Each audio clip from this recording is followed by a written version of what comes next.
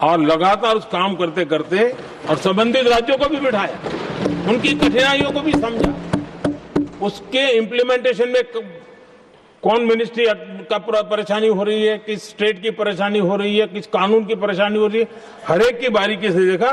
और आज मैं गर्व से कह सकता हूं कि इस प्रगति के इम्प्लीमेंटेशन को बारीकी से प्रधानमंत्री के स्तर पर देखे जाने के कारण 85 लाख करोड़ रुपीस का काम को गति मिली। 85 लाख करोड़ रुपीस के काम, आप कल्पना कीजिए देश की कितनी बड़ी शक्ति को अनलॉक किया हमने।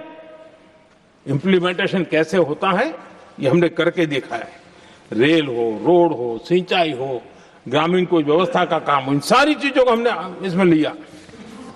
अब जैसे जम्मू उधमपुर श्रीनगर बारामूला रेल लाइन, आज ये प्रोजेक्ट पूरा हुआ।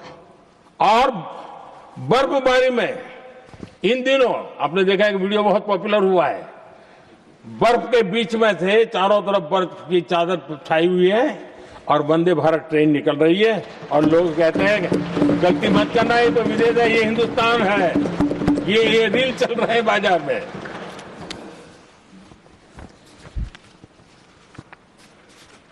लेकिन 3 दशक तक यही प्रोजेक्ट लटका हुआ था। 3 दशक, 30 साल, आप कल्पना कर सकते, 2 पीढ़ी आगे बढ़ जाए, ये यहीं के अटके पड़े थे। हमारी सरकार ने इसको पूरा किया।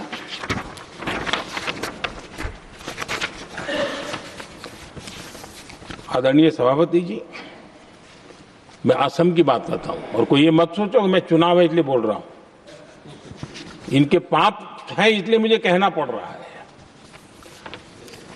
कांग्रेस सिर्फ इमेजिन करती है और इंप्लीमेंट करने का उनको कोई लेना देना ही नहीं होता है। अब असम का बोगीबील ब्रिज, ये बोगीबील ब्रिज अरुणाचल और असम को जोड़ने वाला बहुत महत्वपूर्ण ब्रिज,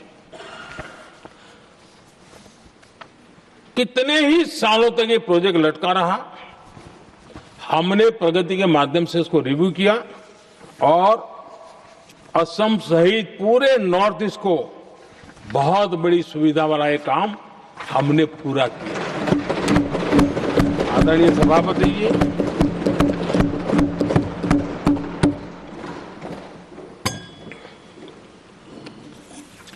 इंप्लीमेंटेशन की बातें जब करते हैं तो एक बार हमारे पास तो तथ्यों के साथ चीजें हैं कि हमने चीजों को समय पर पूरा करने की दिशा में आगे बढ़े। और इन दिनों तो जो काम कर रहे हैं समय से पहले हो रहा है। हमने पूरी दुनिया को कहा था कि हम 2030 तक यहां पहुंचेंगे सोलार में, हमने वो काम 2025 में कर दिया।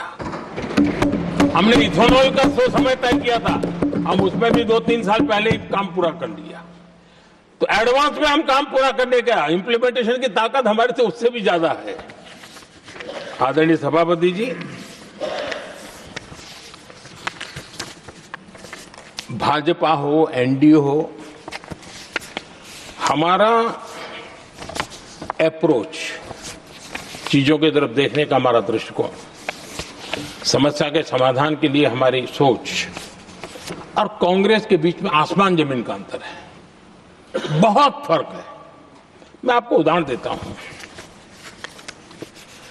हमारी सोच यह है कि 140 करोड़ देशवासी ये इतने सामर्थ्यवान हैं कि वह चुनौतियों को समाधान दे सकते हैं। ये हमारी सोच है, हमारा भरोसा है देशवासियों पर, उनके सामर्थ्य पर हमारा भरोसा है और यही लोकतंत्र की भी सच्ची ताकत होती है। लेकिन कांग्रेस देशवासियों को ही समस्या मानती है। अब मैं इनका इतना बोल करके छोड़ दूंगा तो आज पता नहीं रात को उनको नींद नहीं आएगी और गालियां कल कैसी दे उसका प्लानिंग चलेगा। लेकिन मैं उदाहरण के साथ बताना चाहता हूं किस प्रकार से लोग सोचते थे देशवासियों के लिए।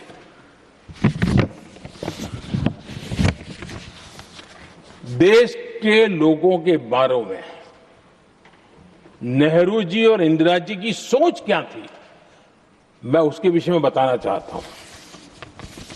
इंदिरा जी एक बार ईरान गए थे और ईरान में वो भाषण दे रही थी और उस भाषण में उन्होंने ರಾಜ್ಯಸಭೆಯಲ್ಲಿ ಭಾಷಣ ಮಾಡ್ತಾ ಇರೋ ಪ್ರಧಾನಿ ಮೋದಿ ಸರ್ಕಾರದ ಅಭಿವೃದ್ಧಿ ಕಾರ್ಯಗಳನ್ನ ಹೇಳ್ತಾಲೆ ಕಾಂಗ್ರೆಸ್ ವಿರುದ್ಧ ಹರಿಹಾಯ್ದ್ರು. ಇದರೊಂದಿಗೆ ಇವತ್ತಿನ ಪಾರ್ಟಿ ರೌಂಡ್ಸ್ ಮುಗಿಸ್ತಾ ಇದ್ದೀವಿ. ನೇರ ದಿಟ್ಟ ನಿರಂತರ ಸುದ್ದಿಗಾಗಿ ನೋಡ್ತಾ ಇರಿ ಏಷ್ಯಾನೆಟ್ ಸುವರ್ಣ ನ್ಯೂಸ್.